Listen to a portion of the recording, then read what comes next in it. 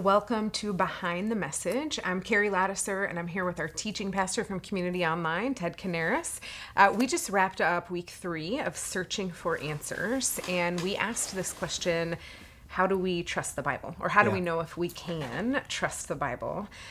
Give us a little bit of just your own personal journey with this. I know you shared a little bit in the message, but your own story of kind of digging into the reliability of the Bible. For sure. Like so many other issues in faith, I think in my life, it's been this experience of like circling around back to it again and again and going deeper and deeper and deeper in my trust of the Bible. Sure. And I talk about it in the message, but really the most important factor for me, I guess there was 2 really important factors. Sure. First was like study. As I got a little bit older and started actually reading more and looking into the historical background and sort of the historical veracity of Scripture, that like really drew me in. And that was really important. But the most important was living it out and testing it out, living into the words of Scripture and experiencing God's faithfulness in that obedience. That, especially in times in my life when something was at stake, when it felt like a big moment. Those are the times where my trust in Scripture and its reliability got beyond sort of any sort of rational argument, because it's anchored in an experience that is undeniable and cannot change. And you do that enough times and you circle back to it. The way I talk about it in the message, it's sort of like walking out on a bridge you're not sure you can trust. Your first few steps are really shaky. But if you do that enough, you can run on that bridge. Sure. And that's really been my experience as I've come around to it. Each step is more and more confident. And of course, there are moments where I question. Of course, there are moments where I doubt or moments where I fear. I talk about that a little bit in the message too. But the main sort of direction is a run now as a result of God's faithfulness in the past. Yeah, how you have experienced its sort of interpretation, application in your own life. Totally. That's awesome. Totally. I wonder what you would say to somebody that's really curious about this but hasn't been to seminary or done some of the deeper study work. What would you say to them about maybe your journey of understanding the historical part of it, the cultural context within which the Bible was written, whether that's resources or your own kind of journey of wrestling through how to be attentive to who the Bible was written to and what they were talking about and the nuance of it? Well, first of all, I would say there's no shortcut. There's no shortcut. Yeah. So, like, if you really want to know the answers to these questions, you need to invest time and effort. I think sometimes we, have a question, but we don't want to invest the time to answer the question. Sure. And so I would first just really challenge you to say, are you willing to invest the time and effort? And I trust and hope that the answer would be yes. And I think there's different resources available that I would categorized sort of as like 101, 201, or 301, 401, or beyond, right? Sort of like a college class might be structured. Sure. But then there's also some resources that are so good that they're done in a way where it's understandable at a 101, but it really gives you access to the highest level thinking around it. Sure. And one of my favorite resources we actually used in the message today, which is the Bible Project. Yes. If I could send you to one place and say, just watch all the Bible Project videos. Yeah. They actually have them charted out in a sequence, starting with the book of Genesis all the way down. Totally. And they pull out historical and theological themes as they're relevant through the text. There's got to be hours and hours and hours and hours and hours of videos on there. Yeah. But if I could send you to one place, that's where I would send you, because it's just right down the middle of the road in terms of the spectrum of theological beliefs, I think. Sure. And it's excellently done. It's entertaining even. Yeah. It's visually engaging if you're not just an auditory learner. I think it's the best resource out there. Totally. So it's to dive deep and maybe have a little bit of space for the wrestling or the struggling, but to be taking steps towards pursuing a good outcome that helps you wrestle with the reliability of Scripture. Yeah, and I would say this too, and we've kind of touched on it this last week, but do so in the context of community. Don't just explore yourself in isolation. You need to be talking with other people. Sure. It balances you out. Sure. And we all have blind spots or things we don't see. And it's really important for me to hear from you, Keri. And it's one of the things I love about our writing process and our team here is we learn from each other and we write together and we learn together. And it ends up being something that's better than any one of us could do on our own. Yeah, and so totally. I think I would encourage you to check that out, but do it with someone. Yeah.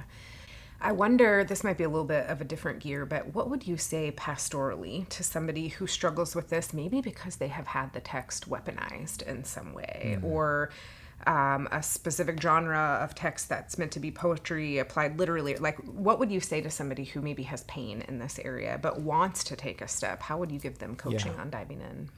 Well, first, I would just say I'm sorry that that's been your experience. I think, there's nothing more harmful when something that's meant for the greatest good in our lives gets perverted into an instrument of harm. And so I'm really sorry that has happened. And it has happened so often, Sure. Unfortunately. I think sometimes it's malicious, sometimes it's well-meaning people who have just missed it themselves. And that was never their intent, but it is still the result. Yeah. And I would just start by saying it's important to acknowledge that a knife can be used for both good and evil. A surgeon uses a knife skillfully to heal, right? A murderer uses a knife to kill, right? And so I think it's important to acknowledge that and not to just say, oh, well, then a knife can only be used for evil. And maybe you've had a bad experience. Don't let that poison all of Scripture for you, not just to cast it aside, but to really face it. But then explore what is the truth there. And I think as you allow that pain to be what it is, and then explore truth, and again, I would say in the context of community with somebody that you can trust, there can be like a redemptive healing that can take place there. And God has a way of doing something really miraculous. He can take our areas of greatest pain and he can transform them into an area of particular strength and beauty. And perhaps God could do that to you too. Yeah. And so I would just encourage people in that way. That's good. And I just ask because I know that's so relevant in conversations I have with folks. Okay, this might be a personal one, but give us some tips on when you bump into a text that is like really tricky or confusing, or you're like, wait, what happened? Like the donkey started talking, or just how do you approach the texts that are more challenging to kind of grasp the reliability or the application of them? The first thing I do is read a study Bible. Like they're the lowest hanging fruit. I would say Bible Project being a great resource, but you should own a study Bible. If you're not familiar with what a study Bible is, it's basically just like this Bible, here's the book of Hosea, but it's got a line across the bottom and then it's got notes that relate to a corresponding verse. And they generally clear up any major question that's like, oh, that's really confusing. What's happening here? It's a great first place to look. So the second thing I would encourage you to do, if that's you, is to go to somebody that you trust who might be a few steps ahead of you on the journey. And even if they don't know the answer, you can figure it out together. And that's really the best case scenario. So that's what I would encourage, because really that's what I do. I'll study, I'll read, and if I still can't find it, I'll call you or I'll call somebody else. And I'll say, hey, what do you do with this? How do you wrestle with this? And we'll wrestle through it together. We have some resident theologians, so we all kind of will take turns even calling each other on some of those. And I would caution people, maybe don't go to the Googler, or if you do, read multiple sources, right? Because sometimes there can be some perspectives on some of those challenging texts, and it's helpful to wrap your mind around the challenges that other people have had with them as well. Maybe the last question, but you talked about Jesus really in John 7, test me, test what I'm saying, see if it really is from God. Give us, whether it's inspiration or challenge or encouragement, on how the text points, to Christ, into what Christ came to do, and Christ fulfills that. Anything, as somebody is reading it, maybe it's become rote or they're in a dry season, what might you say that points back to the ways of Jesus as we're diving into the text? I'm not sure why this is the first thing that's jumping to my mind. Give it to us. Okay, so I was not prepped for this. Thank you, Keri. Anytime. Yeah, so appreciate it. I would say I would point you back to maybe one of the most fundamental things that Jesus teaches, which is about prayer. There are very few times where Jesus answers a question directly and tells you what to do. And there's really only a couple that I can think of. And one of them is the area of prayer. And what's so interesting is it's one of the least obeyed things. By us.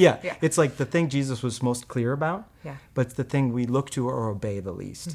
And that's the Lord's Prayer. And I would encourage you just to go maybe to the Lord's Prayer and commit yourself to it for a season of time and really reflect on its meaning and really pray it. And focus less on maybe you're dry because you feel like you need more information, and instead focus on your connection with God and processing through why he taught us to pray this way and what this means and be in that place with God, because it's one of the few places he was like, do this. Yeah. And we really don't do it. Yeah. So try doing it Sure. in relationship with Jesus and see what happens. But do Yeah. it for a time. And I think it will be transformative. Yeah, that's awesome. I love that challenge and that invitation. Thank you so much for this message. Week 3 of Searching for Answers. If you did not catch it, I hope this built some intrigue and you would go back, head to YouTube, watch our channel, check out week 3 of Searching for Answers. Any of this information, anything else you need, you can find at communitychristian.info, and we'll see you back here soon. Thank you. Watch how serious we get. Watch. 10 minutes of What's happening? I'm trying to wipe the face. smile off my face. about You know, sandwich. you don't do that? It's like, No. gotta get the smile off my face. You gotta wait till he's I hope I never have to be that serious in my whole life that I have to make that face. I'll do this next time. I'll let you see it, but nobody else. Okay, do you guys know what you're talking about? Not anymore. All right, we're ready. We gotta roll.